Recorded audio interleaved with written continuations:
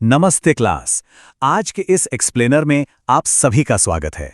आज हम भौतिकी के एक बहुत ही दिलचस्प विषय ठोस पदार्थों के यांत्रिक गुणों यानी मैकेनिकल प्रॉपर्टीज ऑफ सॉलिड्स की गहराई में जाने वाले हैं।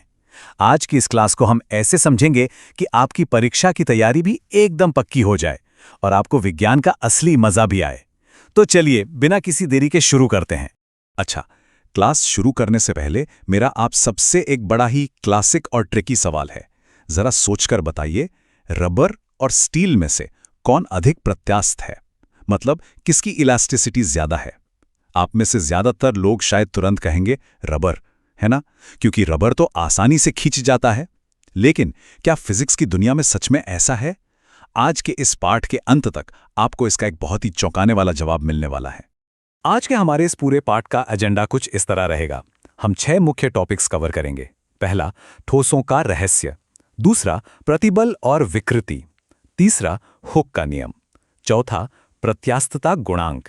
पांचवा, दैनिक जीवन में इसके उपयोग। और अंत में आपकी परीक्षा के लिए एक क्विक प्रैक्टिस। तो चलिए हमारे पहले टॉपिक से शुरुआत करते हैं, ठोसों का रहस्य।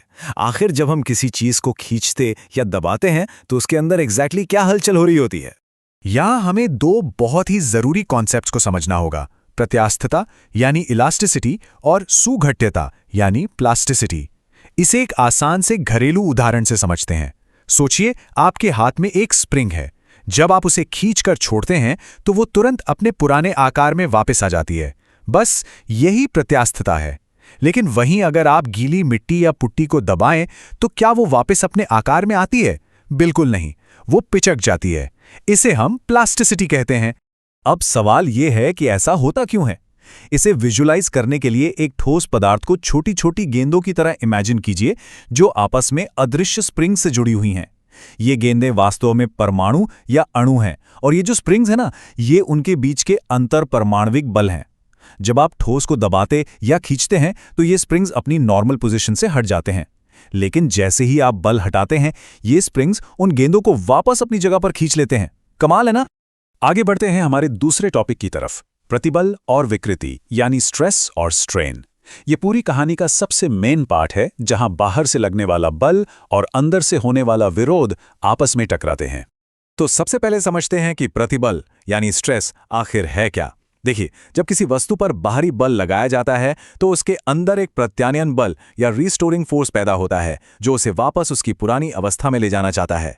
प्रति एकांक क्षेत्रफल पर लगने वाले इसी बल को हम प्रतिबल कहते हैं। परीक्षा के लिए इसे जरूर याद रखिएगा। इसका फॉर्मूला है बल बटे क्षेत्रफल यानी F/A और इसकी SI इकाई होती है न्यूटन प्रति मीटर स्क्वायर। अब आप बल कैसे लगा रहे हैं, इसके आधार पर विरूपण 3 तरह का हो सकता है। पहला है अनुदैर्ध्य या लॉन्गिट्यूडनल, जैसे रबर बैंड को खींचना जिससे उसकी लंबाई बदल जाती है। दूसरा है अपरूपण या शियरिंग। इमेजिन कीजिए, आप एक बहुत मोटी डिक्शनरी के ऊपरी कवर को हाथ से साइड की तरफ धकेल रहे हैं जिससे वो थोड़ी तिरछी हो जाती है। और तीसरा है जलीय या आयतन विकृति, जैसे पानी के अंदर एक स्पंज को चारों तरफ से कसकर निचोड़ना। अब इन बलों और बदलावों के बीच कोई तो गणितीय रिश्ता होगा, राइट? यहीं पर एंट्री होती है हमारे तीसरे टॉपिक की, हुक का नियम। साल 1676 में महान भौतिक विज्ञानी रॉबर्ट हुक ने एक बहुत ही मशहूर लैटिन वाक्यांश दिया था, ut tensio sic vis। इसका सीधा सा मतलब है जैसा बल वैसा विरूपण। आसान भाषा में समझें तो छोटे बदलावों के लिए प्रतिबल हमेशा विकृति के सीधे समानुपाती होता है। Stress is directly proportional to strain. आपको पता है, हमारी पूरी स्ट्रक्चरल इंजीनियरिंग की नींव इसी एक ऐतिहासिक नियम पर टिकी है। हमारा चौथा अध्याय है प्रत्यास्थता गुणांक यानी मॉड्यूली ऑफ इलास्टिसिटी। चलिए अब अलग अलग सामग्रियों के इस सुपर पावर को देखते हैं। यही तय करता है कि कौन सी वस्तु कितनी ताकत झेल सकती है। इसमें सबसे पहला और अहम नाम है यंग गुणांक या यंग्स मॉड्यूलस, जिसे कैपिटल Y से दर्शाते हैं। ये अनुदैर्ध्य प्रतिबल और अनुदैर्ध्य विकृति का अनुपात होता है। इसे एकदम सिंपल तरीके से ऐसे समझिए, जिस भी वस्तु का यंग गुणांक जितना ज्यादा होगा, उसकी लंबाई में मामूली सा भी बदलाव करने के लिए आपको बहुत ही भयंकर बल लगाना पड़ेगा। और अब आता है हमारे उस शुरुआत वाले ट्रिकी सवाल का जवाब। इन आंकड़ों को ध्यान से सुनिए। स्टील का गुणांक एल्यूमीनियम, कांच और लकड़ी से कहीं ज्यादा होता है। इसका साफ मतलब है कि स्टील को खींचने या उसका आकार बदलने के लिए बहुत ज्यादा बल चाहिए होता है। फिजिक्स के हिसाब से जो मटेरियल दिए गए भार के लिए जितना कम खींचता है वो उतना ही ज्यादा प्रत्यास्थ यानी इलास्टिक माना जाता है। तो हमारा विनर रबर नहीं बल्कि स्टील है। स्टील असल में रबर से कहीं ज्यादा इलास्टिक है। इसी में एक और गुणांक होता है आयतन गुणांक यानी बल्क मॉड्यूलस। एग्जाम्स के लिए यहाँ एक बहुत ही जरूरी सीक्रेट है, ध्यान दीजिएगा। इस फॉर्मूले में हमेशा एक माइनस का साइन होता है। क्या आपने कभी सोचा है क्यों? वो इसलिए क्योंकि जब आप किसी वस्तु पर दबाव या प्रेशर बढ़ाते हैं तो उसका आयतन यानी वॉल्यूम हमेशा घट जाता है। ये माइनस साइन प्रेशर बढ़ने और वॉल्यूम घटने के इसी उल्टे रिश्ते को बैलेंस करता है।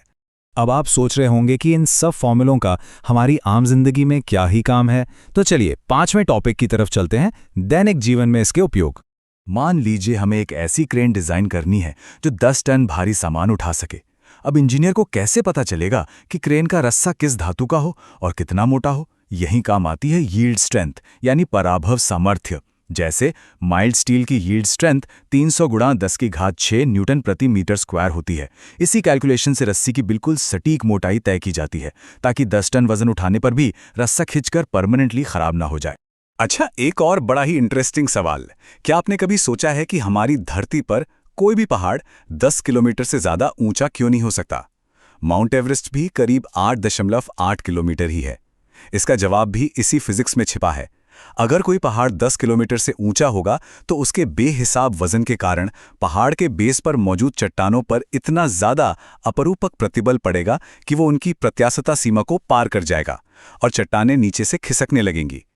चलिए अब आते हैं हमारे आखिरी और छठे टॉपिक पर, परीक्षा के लिए अभ्यास। अब अपना पूरा फोकस एग्जाम वाले मोड पर ले आइए। एग्जाम के लिए ये क्विक चेकलिस्ट है जो आपको टिप्स पर याद होनी चाहिए। प्रतिबल या स्ट्रेस का फॉर्मूला है F/A। विकृति या स्ट्रेन है आकार में आया बदलाव बटे मूल आकार। हुक का नियम कहता है कि प्रतिबल विकृति के समानुपाती है। और हाँ, प्रत्यास्थता गुणांक 3 तरह के होते हैं। लंबाई के लिए यंग गुणांक, आकार के लिए अपरूपण और आयतन के लिए बल्क गुणांक। इस पूरी क्लास का सबसे बड़ा टेकअवे बहुत ही सिंपल है। जो वस्तु आसानी से खिंच जाती है उसका मतलब ये कतई नहीं है कि वो बहुत ज्यादा इलास्टिक है। हमने आज सीखा कि जो मटेरियल बल लगाने पे कम से कम अपना रूप बदलता है और तुरंत अपनी पुरानी अवस्था में वापस आता है, असली फिजिक्स में वही सबसे ज्यादा प्रत्यास्थ है। आज की क्लास खत्म करने से पहले मैं आपके लिए आपकी ही किताब का एक सवाल छोड़कर जा रहा हूं। कारण सहित समझाइए कि इस्पात यानी स्टील का यंग गुणांक रबर से अधिक क्यों होता है। आज के हमारे इस पूरे एक्सप्लेनर में हमने इसी एक कंसेप्ट को तो इतनी गहराई से समझा है। इस पर अच्छे से विचार कीजिएगा और अपने लिए एक सॉलिड जवाब तैयार कीजिएगा। आज की इस क्लास में शामिल होने के लिए बहुत बहुत धन्यवाद। ऐसे ही सीखते रहिए और अपने आसपास छिपे फिजिक्स के जादू को पहचानते रहिए।